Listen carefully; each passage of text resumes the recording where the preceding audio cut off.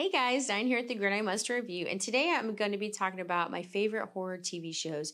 Originally, I wanted to do more of a Halloween horror TV show, but there just weren't enough to really validate a list, so it just turned into my favorite TV shows, and these you can watch at Halloween time. They'd be perfect for Halloween time, but they also be perfect for any other time of year. Some of these you have heard of, I guarantee it, and some of these hopefully you haven't heard of, or you just needed to be reminded like, oh hey, I've been wanting to watch that. So sit back and listen to my list. Okay, so first we have Shudder. This is my most favorite app. If you've been watching my channel, you already know I'm a big fan of Shudder. And this is Channel 0, and this is an anthology series. The first season is story of Cove. So this is about a man who is remembering a very strange and sinister childhood show. It just gets really strange. There's really weird puppets. There's children made of teeth. All the weird things that add up to a great show. And then the second season is the No End House. This is about a young woman who goes to a traveling art show. And this art show really kind of gets in her mind and turns her reality upside down. This is a really strange one. It's kind of a twist on a haunted house story. And then we have season 3, which is The Butcher's Block. This is about a mysterious staircase that appears and disappears all while taking people with it. So it's basically kidnapping people. This was a really strange one. It's a little more gore. So if you're wanting something a little more gory, maybe in the vein of Saw, this would be a really good one for you. And then we have season 4. This is Dream Door. This is about a mysterious door that opens up in this couple's basement. And this is more of, it's kind of her childhood kind of haunting her through this door, but that's a pretty good one. It's not my favorite. I think my favorite is probably the first one, if not the second, but they're all really good. They're all really entertaining. Unfortunately, that's all I have for Shudder. They do have Creepshow on Shudder. They have the old ones, which I really do love. The new ones, I couldn't really find one that I had a real powerful connection to enough to really validate putting it on my list. But Creepshow is a lot of fun, so it's worth checking out, especially for Halloween. And then next we're going to get to Netflix. So these are all on Netflix. And the first show I have is Marianne. This show scared the living daylights out of me. The only thing about this show is it does have subtitles, but that's also kind of a good thing because you're paying so close attention to reading the story. You're not scrolling. You're not having time to really look away. So when it scares you, it really scares you. But this is about a woman. She gets lured back to her hometown and she finds out that a nightmare of hers that has been haunting her is now released into the real world and is also haunting this town. But this is scary. This is atmospheric. This is dark. This is something that would be perfect for Halloween. And then we have Love, Death, Robots. I know you've heard of it and it's good. You love it or you're gonna love it. A few of my favorites are Bad Traveling. This is kind of like a Cthulhu-esque creature coming from the depths of the ocean. Another favorite of mine is In Vaulted Halls Entombed. Surprise, surprise, another cosmic horror story. And this is the best Love, Death, Robot episode that there is. And another favorite of mine, also my husband, is the Beyond the Aquila Rift. And this is about a crew. They're lost in space. And once they find themselves at a space station, they're not sure. They know something's off, but they're just not really sure what. And I had talked about Event Horizon in another video, my obscure Halloween horror movies, which I will link. But if you are into that vibe, this is perfect for you. So this is a really good and creepy rendition of a space horror. And then we have Brand New Cherry Flavor. This is actually based on a book. I wish I would have known that. I wish someone would have posted a video and told me that this was a book before I watched the show. But this is about a blossoming film director. She goes out to Hollywood. She has these Hollywood dreams. She's got a really good, creepy story that she wants to tell. And this just goes from bad to worse to weird. You kind of fall down a hallucinogenic rabbit hole of sex, magic, revenge, and kittens. And it's even stranger than I just described. This is a really good and fun ride, and it's definitely something that you're not going to be able to predict.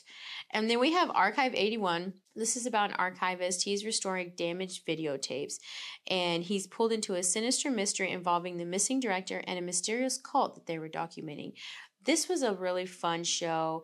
It's one of those where you're kind of going along with the character and you're figuring it all out together. It's almost kind of found footage because you are realizing these things at the same time, but this is a really good occult show, and that's one of my favorite themes. And then we have The Chestnut Man. This is more of a thriller. This is based on one of my most favorite books of all time. I love this book so much. I love the show. This is about a figurine made of chestnuts is found at the scene of a grisly murder. From this clue, two detectives hunt a killer linked to a politician's missing child. This is such a tangled web of just sadness and regret and revenge and so many things wrapped up in this show, but it is so good. It's so good. And this is set in fall. You could use this as a fall show, but put 8 hours aside. You're not going to want to turn this off. It's an amazing show. And then we have Yellowjackets. This is about a girls' soccer group. They are headed to a soccer match and their plane crashes and they end up having to try and survive in the wilderness. This kind of turns into a Lord of the Flies type of situation. But you also see them when some of them have grown up, because some do survive and go on to lead lives. But there's something that had happened when they were surviving in the wilderness that is haunting them now. So you're just kind of going back and forth between those two storylines.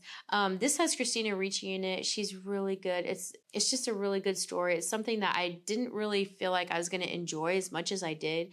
But surprisingly enough, I loved the first and the second season.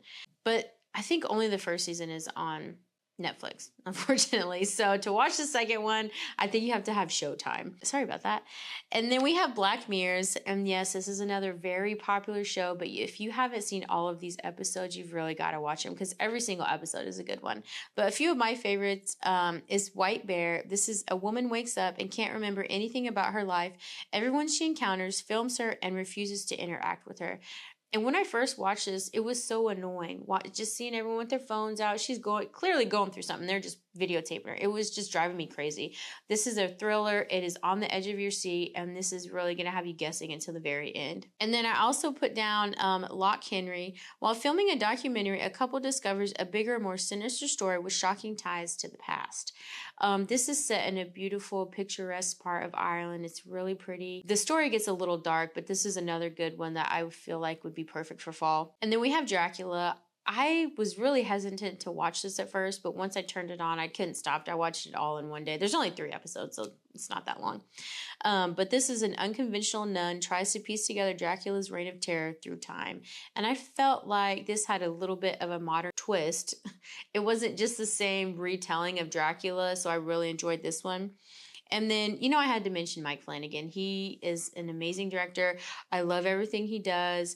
I'm not really going to go into these because you know about The Haunting of Hill House, Bly Manor, Black Mass, The Fall of the House of the Usher. My favorite is The Haunting of Hill House. I absolutely adore the book. The show is really great.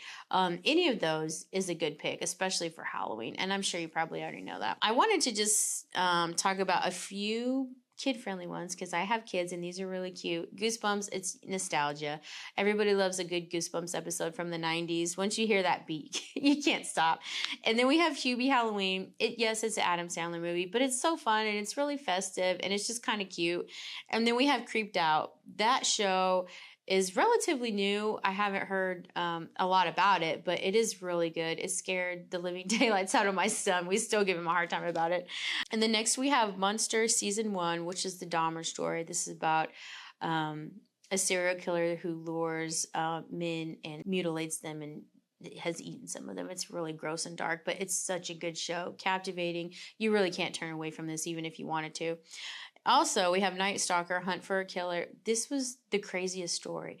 This dude was just on a reign of terror for forever, and he didn't have a victim pool. He didn't discriminate. It was just anyone that came across his path, and I think that is what the scariest thing was, is you just didn't know who was next. And now we're going to do HBO or Max for all those, why they changed it to Max, I have no idea. But anyways, so first we have Thought Crimes, Case of the Cannibal Cop. And this is a probing look into the potential future of thought policing. So this kind of delves into the idea of what constitutes a crime. How much planning do you do? How much fantasizing do you do before it is an actual crime and you can really be charged with, thinking bad thoughts or fantasizing. So this was a really interesting one. This is really strange and gross, but it's definitely something that you're not going to want to look away from. And then we have The Real Murders on Elm Street. So this is in the vein of Freddy Krueger. And I felt like they were really trying to give Freddy Krueger a run for his money because these were just crazy. I watch a lot of documentaries, a lot of murder shows, and these were even over the top for me. So this is a strange one. And then we have Cabin in the Woods, and this is, as it sounds, a cabin in the woods. People are in a cabin, they're in the woods, and they die. But this is perfect for Halloween or fall if you're really just wanting something to, to be interested in. And then we have Carnival. I never hear anybody talk about this show. Oddly enough, I've never really seen it on anyone's like top 10 or anything, but this is one of me and my husband's favorite shows. We watched this on DVD. That's how long ago we watched this. But this is a story of good versus evil. This has an end of day prophecy, but it also has like some carny drama. It's just everything you want in a strange carnival show and more. This is a really slow burn, but it's something that you're going to be so captivated by, you're just going to want to binge watch it, I guarantee it. And then we also have True Detectives. I had to mention True Detectives because it is not only my favorite horror show, it's my favorite show of all time. The first season is a murder mystery with ties to the occult, The King in Yellow, which is one of my favorite short stories.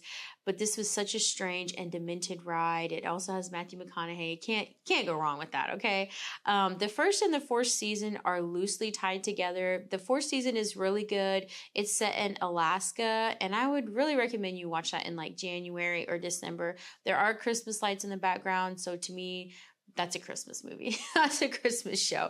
The second and third season are both really good. They're really slow burn kind of dramas, but still really good. But where my interests really lie is when there is a cosmic entity or some really strange supernatural undertone, and they do it so well in the first and the fourth season.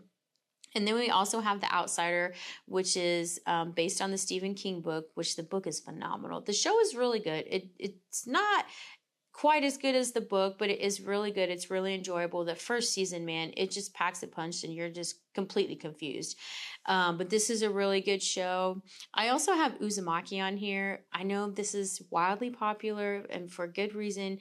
But there's only 2 episodes, but the show is really captivating. I wasn't a huge fan of the manga, but this one is just more my speed, I guess, more my style. So that was the HBO list. And I had to mention Twilight Zone. I know it's such an old show. I know many of you have probably heard of it. But the way Rod Serling ties so much into these 20, 30-minute episodes is really magical. I really love this show. And if you haven't seen it, or, maybe you just haven't seen it in a while, it's something that I always kind of revert back to. And I wrote down a few of my favorites. A Time Enough at Last. So this is about a poor bank clerk. He's always looking for time to read. And I know exactly how he feels.